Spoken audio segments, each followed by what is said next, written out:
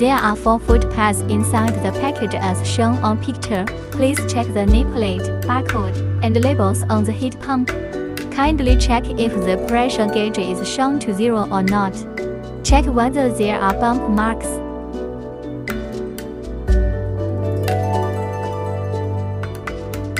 Please unscrew the screw with a tool, then open the front panel of heat pump.